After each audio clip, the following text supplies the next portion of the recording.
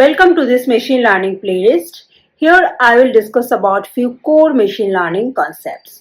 I will try to make this clean and easiest way possible. There are different types of machine learning algorithm like supervised learning, unsupervised learning, reinforcement learning. Supervised learning can be of type regression or classification. Example of unsupervised learning can be clustering or dimensionality reduction. Also, there is a combination of supervised and unsupervised learning called semi-supervised learning. So, we'll discuss all this briefly in this discussion. First, start with supervised learning. So, here we train a model using labeled examples. You give the model many pictures of cats and dogs and each labeled cat or dog, and it learns to predict which is which. So this is one example we have given here. So this is labeled data. Here we have cat and dog images, each labeled properly. The model learns to predict which one is a cat image and which one is a dog image. So if you give a new image after model training, the model will predict whether it is a cat or dog image.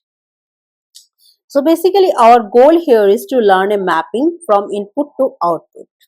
Output is the label. So examples like predicting house prices, email, spam detection, image classification, speech recognition, all are examples of supervised learning. Now, there are different types of supervised learning. One is regression and one is classification.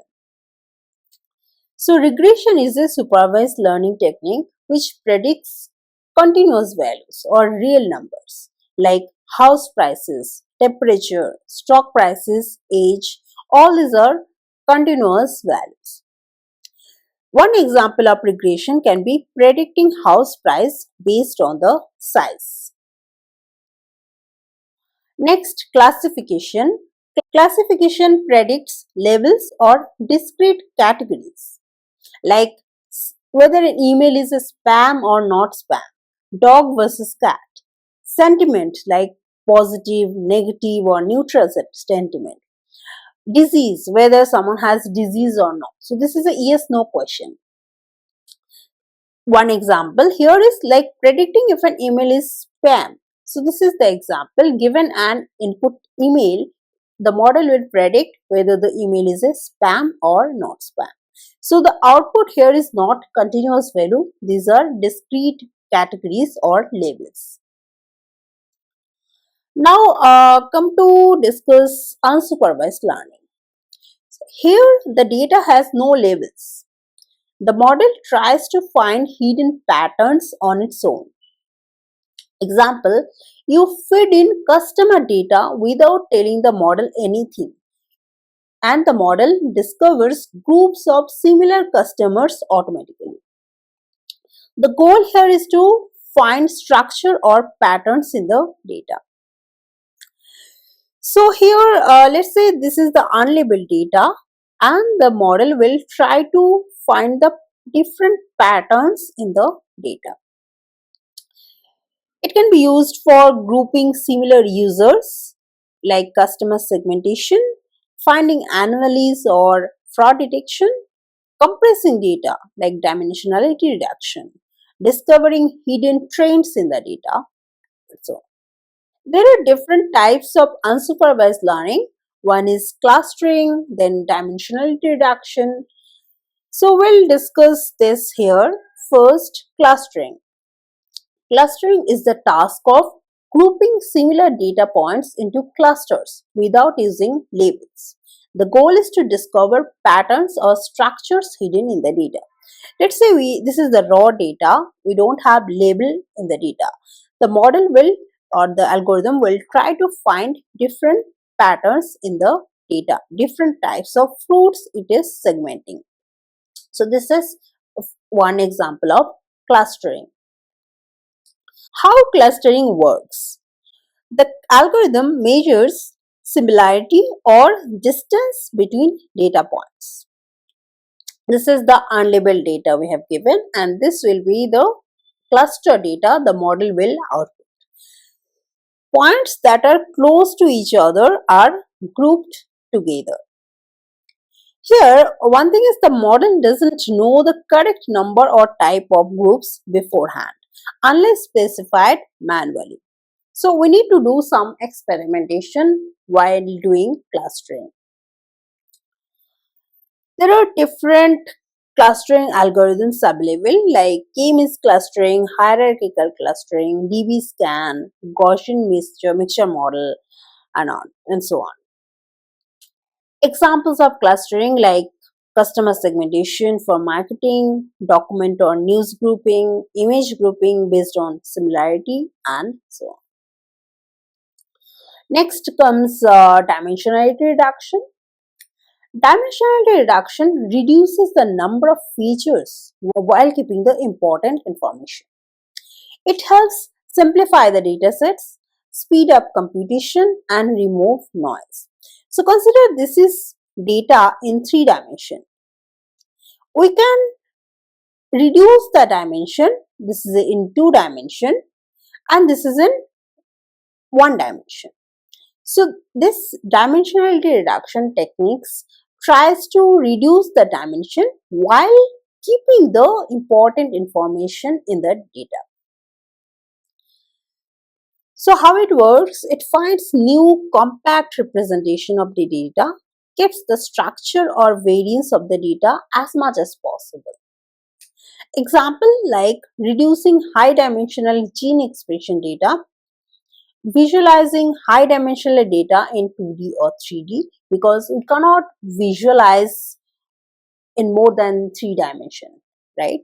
So removing irrelevant or noisy features. So there will be some irrelevant features in the data which we don't need. So reducing the dimensionality also helps in these scenarios. Common algorithms here are PCA or Principal Component Analysis, t-SNE, UMAP, autoencoders. Now quickly discuss about semi-supervised learning. Semi-supervised learning is a machine learning approach where a model is trained using a small amount of labeled data together with a large amount of unlabeled data. Why do we need it?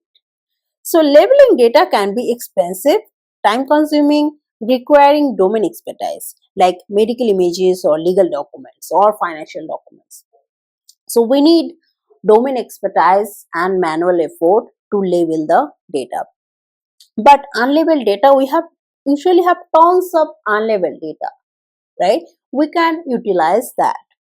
Now, how this semi-supervised learning works? You provide the model with a few labeled examples. Here we have few fruit images with labels, but we are providing very few of the labeled data. You add many unlabeled examples because we have lots of unlabeled data. We are providing a lot of unlabeled data. The model learns the general structure from unlabeled data and adjusts its understanding using the few labeled samples. So with both this unlabeled and labeled data, model tries to learn the pattern and the labels. Next, if we give one unlabeled data, one image, the model will be able to predict the correct label of this image, whether it's an apple or orange or banana.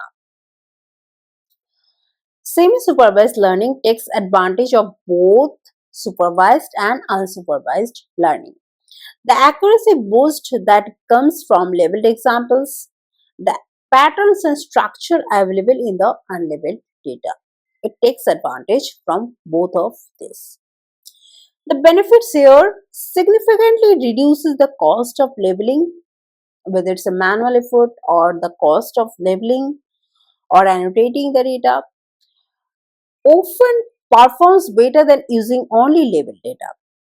It's useful when labeled data is scarce but unlabeled data is abundant.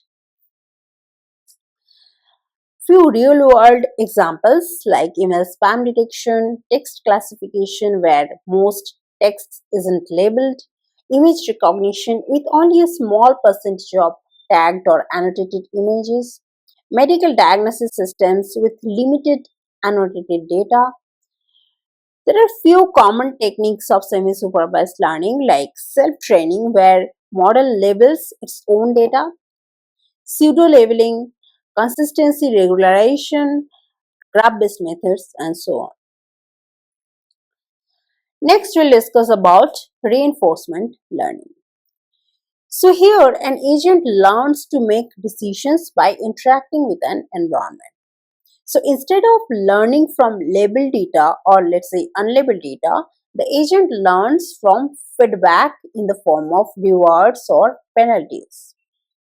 Consider you are training your dog.